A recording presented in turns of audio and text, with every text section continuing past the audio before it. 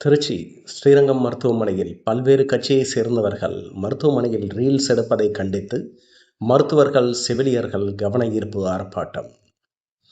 திருச்சி ஸ்ரீரங்கம் அரசு மருத்துவமனையில் அனைத்து மருத்துவத்துறை ஊழியர் கூட்டமைப்பின் செவிலியர் சங்கம், ஆய்வக பணியாளர் சங்கம் உள்ளிட்ட அனைத்து மருத்துவ பணியாளர்கள், மருத்துவத்துறை சார்ந்த பணியாளர் சங்கத்தின் சார்பில் அரசு மருத்துவர் மற்றும் பட்ட மேற்படிப்பு மருத்துவர் சங்கத்தின் மாநில பொருளாளர் மருத்துவர் அரளீஸ்வரன் தலைமையில் கவன ஈர்ப்பு ஆர்ப்பாட்டம் மருத்துவமனை வளாகத்தில் நடைபெற்றது.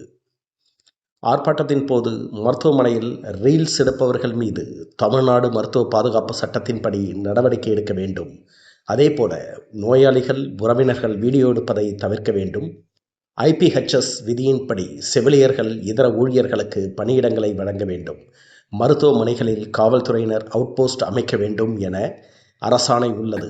ஸ்ரீரங்கம் மருத்துவமனையில் அவுட்போஸ்ட் அமைக்கப்பட வேண்டும் உள்ளிட்ட கோரிக்கைகளை முன்வைத்து கவன ஈர்ப்பு ஆர்ப்பாட்டத்தில் ஈடுபட்டனர். தற்பொழுது மருத்துவமனை வளாகத்தில் வரக்கூடிய நபர்கள் காணொலி எடுப்பதையும் ரீல்ஸ் எடுப்பதையும் அதை சமூக வலைதளங்களில் பதிவேற்றுவதையும் ஒரு நிகழ்வாக வைத்துள்ளனர். இதனால் பெண் மருத்துவர்களுக்கு, பணியில் உள்ள செவிலியர்களுக்கு, இதர ஊழியர்களுக்கு பணி செய்யும் திறன் பாதிக்கப்படுவதோடு அவர்களுடைய தனிப்பட்ட உரிமையும் பாதுகாப்பும் கேள்விக்குறியாகிறது.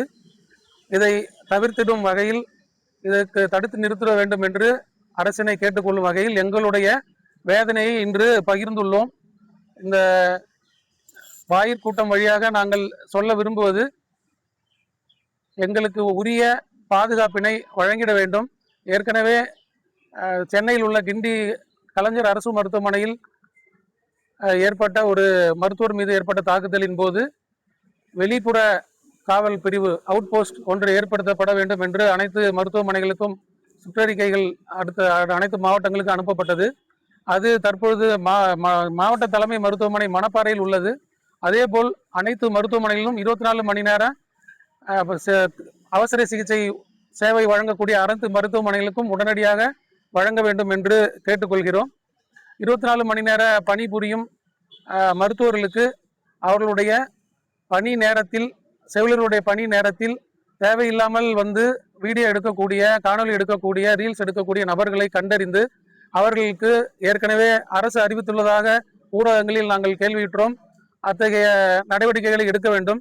இதற்காக மருத்துவமனைகள் பாதுகாப்பு சட்டத்தை பயன்படுத்த தயங்கக்கூடாது.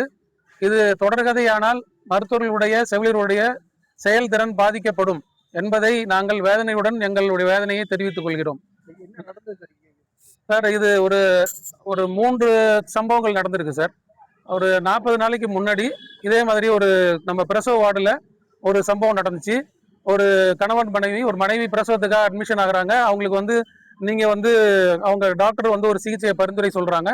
அவங்க இல்லை இதுதான் நீங்கள் பரிந்துரை செய்யணும், நான் இதெல்லாம் பார்த்துருக்கேன்னு சொல்கிறாங்க, நான் நெட்டில் பார்த்துருக்கேன்னு சொல்கிறாங்க.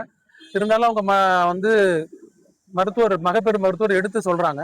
அந்த நிகழ்வை வந்து அவங்க ஒரு வீடியோ பிடிக்கிறாங்க. அந்த கூட இருக்க அட்டண்டர்ஸ் கூட. இதுக்கு இன்னொரு முக்கியமான காரணம் வந்து தேவைக்கு அதிகமாக உடன் இருப்பவர்கள் அதிகமாக வரும்போது அவங்க ஒரு கும்பல் மனப்பான்மைக்கு போறாங்க. ஸோ கும்பலாக உள்ளவர்களை தடுக்கணுன்றதையும் நாங்கள் சொல்றோம். அப்போ அது நடந்தது அந்த விஷயம். அதற்கு பிறகு நம்ம ஊசி போடும் அறையில் வந்து செவிலியர்கிட்ட ஒருத்தர் வந்து இது மாதிரி அவர் காணொலி பேசிக்கிட்டே வராரு.